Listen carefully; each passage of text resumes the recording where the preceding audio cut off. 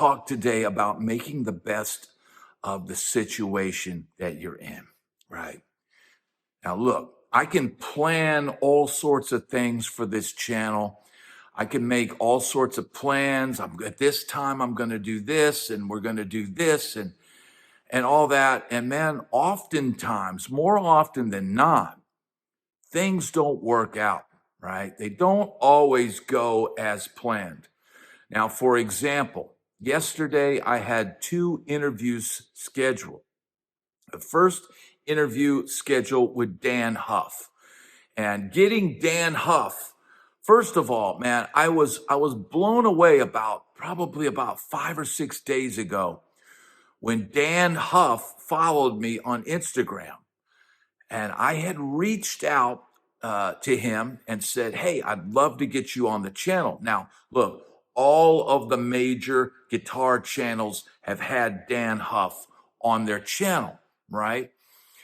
And, I know he normally has people come over and they interview him in his studio and all that, but I'm down here in Florida, right?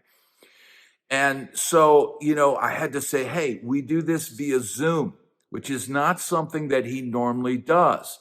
And to top it all off, he was not in Nashville. He was up in Colorado at his condo up there, right? So I thought, hey, you know what? Let's do this via Zoom. I'm down here in Florida. He's up there in Colorado. And I knew that he normally didn't do interviews that way, but thought, you know what? It's worth a shot, right? Because here's the deal. Dan Huff has an amazing new album out, and he's promoting that right now. Now, Ace wanted to say hi. He wanted to sit on my lap, so Ace is here. But here's the deal. I had him scheduled. I knew the wife and my daughter were going out of town Friday night to go see some of her friends and go shopping and do a girls' weekend and all that kind of stuff. So I scheduled everything once I knew they would be out the door. So I scheduled Dan Huff for 1 hour. Then I had an hour break. Then I had Alan Niven from Guns N' Roses scheduled to come in after that, right? So the problem was we had connection issues doing the Dan Huff interview. And so it took a while before we found a solid connection, and he had eventually switched to his phone, and then everything was good, and we had an amazing interview. But when I was starting the interview out and trying to tell him about when we met before, and we had met, when I was on the road with Cole Ford, and he was going to be brought in to produce a couple songs on the road. And I was telling him about how he had said to his wife that, is the guitar player wearing eyeliner? And I was trying to regale him with that story, and we were both having a laugh. He's like, did I say that? And then boom, the connection goes south, and then we have to try to figure out. And then I start telling him about how we're both on a track, a Cole Ford track. He's playing lead guitar, and I'm playing the Paul Jackson style, single note stuff on the track. And again, the connection, has an issue. So you know what? We just proceed. We figure out a way. And each time he'd say, hey, man, I'm sorry about that. Hey, it's just like a recording session. We take another pass. What is another pass? If you do a pass on a record or play a solo or whatever, and they'll say, hey, let's take another pass, take another go at it. Let's do another one. And so oftentimes in life, right, you'll go, hey, it didn't work out perfect. Let's try it again. Let's do another pass, right? Let's do another take. Or, hey, that first take was great, but let's fix the last note. Or the first half of the first take was amazing, and the back half of the second take were great. Hey, let's put those two together. And I told him, when each time we'd come back, I said, hey, this is we're in the studio, and let's just take another pass. But eventually we got on track and we were able to get an amazing interview because we stuck with it and we figured out a better connection and a better way to get the interview done. And then I had a little break. We had literally storms going here. So we had storms going and power was popping and all of this. This is my one opportunity to get Dan Huff and Alan Niven, legendary manager of Guns N' Roses, all in the same day. Meanwhile, there's torrential rains. Power is cutting in and out. I got the internet shutting down. I have to restart all of that. And I'm just fingers crossed that I can get all this done while my wife is out of town. Now it's the next day. I've got the Dan Huff interview in the can. There will have to be some editing. There will be a little chopping of this and trying to salvage pieces and this and that. I got the Alan Niven interview in the can. Now, there were some moments where the video stalled and there was some lag and some different things.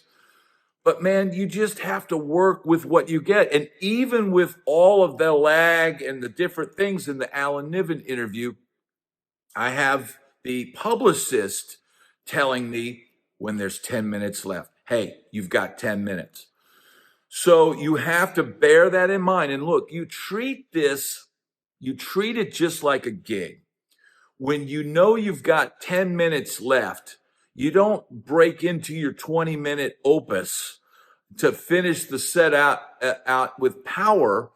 You go, hey, you know what? There's 10 minutes left. He probably has another interview after this. Alan Niven probably is doing another interview, and he's probably doing this all day or all evening or whatever. And you just have to go, okay, I'm going to bear in mind I've got 10 minutes. I'm going to try to wait for a point in the conversation where he sets me up for a grand finale, and he did it beautifully. And then go, okay, that's great. That's a great way to end it, and put a capper on it and finish early, right? Because if he's got another interview coming up and I've got 10 minutes left, then finishing maybe with 5 minutes to spare is the best way to do it. And here's another tip. The amazing thing was after I did the Dan Huff interview, and here's what I like to do with these interviews. I like to do as much research as possible. And it's the same thing with learning material or learning songs. Do the work beforehand. Do the prep work. With Alan Niven, I had to read the entire book, right? And in reality, I didn't want to give spoilers away when I did the interview. Oh, wasn't that, hey, remember when you told this and remember when you told that?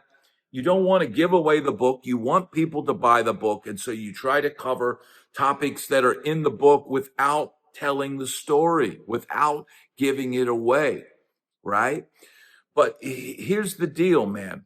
You know, you've got to do as much preparation as possible. I had to prepare for the Dan Huff interview by buying his album, downloading it, listening to each track, making mental notes. I did the same thing when I interviewed the band The Squirts with Matt Bissonette and Roger Carter and you know, all those guys, and listen to the songs and take notes. When these guys see that you're prepared, when these guys know that you've put in the work and you have, approached the interview with a common, topics and common things that you can relate to. What you do is you're making friends, right? In a sense, you're creating a relationship. And this could be the same way you should view your everyday interactions with people, right? I mean, the great thing about the interview with Dan Huff, letting him know that, hey, we're on the same track. There's a track by Cole Ford called Angels and Demons. And I'm playing the Paul Jackson single note R&B style guitar stuff. And he's playing the guitar solo, the little licks that are kind of on the outro and in between the vocal phrases and all that. And to tell him that, hey, we actually played on the same thing. But here's the deal. Relating to him and talking about things that we have in common, talking about players that we really admire, and talking about music and talking about how to handle people in situations. Look, being in the studio is a high pressure situation. And I've had people say it on this channel, when they hear me play a lot of different styles, they said, man, you should be a first call studio guy. I know how high pressure that is. And I know that's not something that I would really want to be in an everyday situation. But getting a guy like Dan Huff to tell you, what happens when you get there and it's not working out and the session's not, going as planned, and feeling that. We've all felt that situation where you're embarrassed.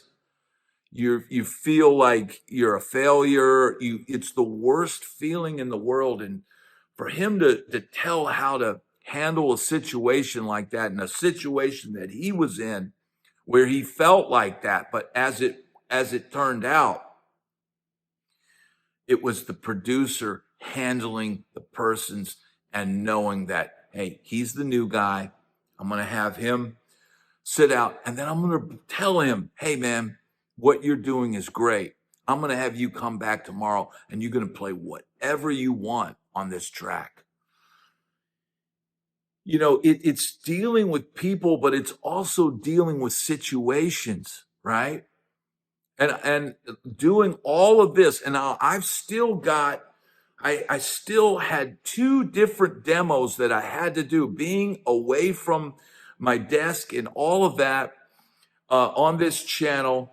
I had to come back from my trip to Nashville, and I had people emailing me, hey, did you get this item? Have you done the demo yet? When's the demo going to come out? Knowing that I haven't even been in town and able to spend 5 minutes with these things. So I had to do all of that work.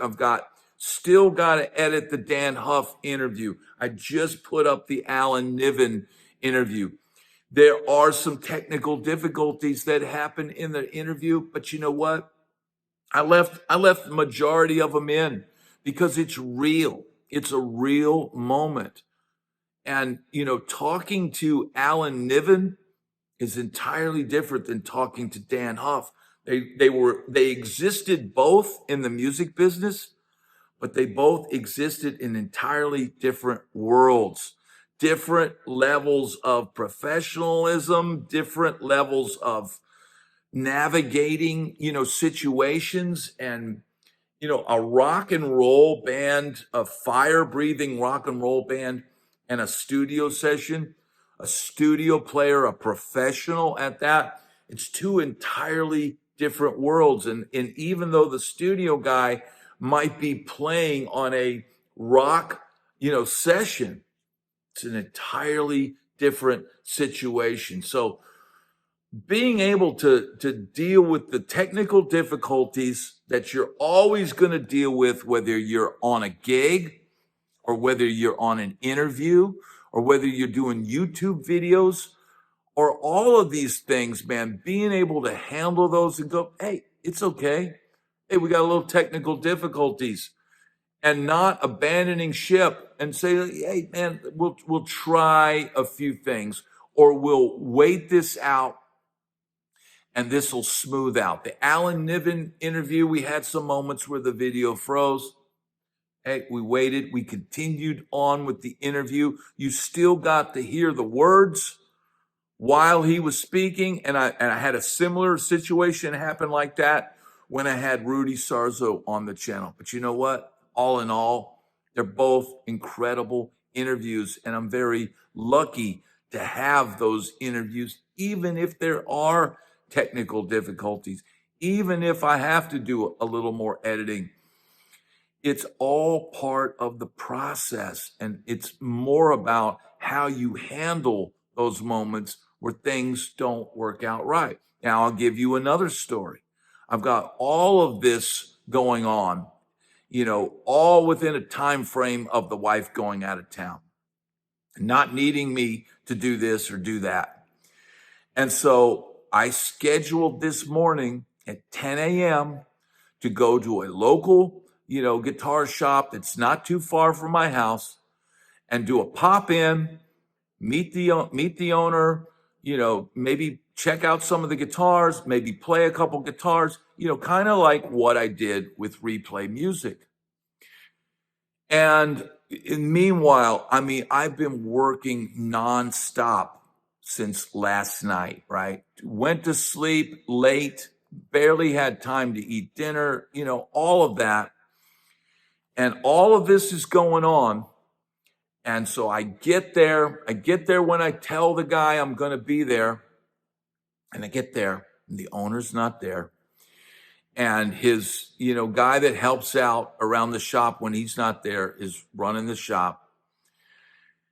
And I'm like, this is not really what I wanted to shoot. What I wanted to shoot was 10 minutes with the owner saying, hey, this is my shop. Here's some of the cool guitars I have here. Maybe plink on an instrument for a few minutes and all that. But he wasn't there.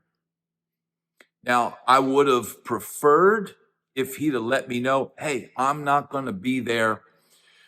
So maybe you want to come another time. And I could have, the old bad Brad from back in the day would have gotten really pissed. Look, I was aggravated because I knew that I needed to do several demos that I needed to get done at the house. Tons of work that I could have, that wasted 40 minutes of my time of getting up, getting ready, driving to this store. It took me about 25, 30 minutes to get there. And then to get there and he's not there. And I'm not going to be able to do one. They had a couple customers in there. And this is just, it's a small shop. So it's not like we can go into another room and do anything. And it just is what it is. Was I aggravated? Abso-friggin-lutely. Would I have liked the guy to have sent me a message? I'd reached out to him on Facebook. It would have been nice if he'd said, hey man, I'm really busy. And I'm playing a late gig and we're doing backline for this event and yada, yada, yada. And I'm not going to be able to be there tomorrow. So I could have stayed home and worked on my other stuff. Would I have liked that? Yeah, I think that would have been common courtesy. But it is what it is. I'm not going to say anything to the guy. I don't know if I'm going to attempt to go back and do anything for that shop because I feel like I should have been told ahead of time, hey man, I'm not going to be able to make it. I get it. Things change, schedules change, but I have limited windows where I'm able to go and do things like this. So the old Brad would have gotten and sent this guy a message and said, dude, we scheduled to do this and you wasted my time and all that. But you know what? Power's in my hand to not react. Power is in my hand to go, well, now I have to decide whether I want to go try again next weekend or maybe just do something else. Maybe just, here's the thing. It helps my channel when I go and do these, drop-ins on guitar shops and stuff like that. But then again, this is a very small shop and I could have brought some big numbers to, by dropping into this store, and maybe I'll just not do it. Maybe I'll just do something else. So here's the deal, man. there's always going to be, situations and problems and technical difficulties and no shows and all of that. And man, you just have to keep going in life. You can't let those things upset you. I didn't get ticked off when I got there and the guy wasn't there. I just said, okay, well, maybe next Saturday. What's the schedule looking like? And the guy showed it looked like the schedule was clear and that maybe the guy would be there. But I have to make the best decision for myself. Is it worth doing, or should I just keep focusing on the path that I'm on and keep moving forward? That's what I'm going to do no matter what.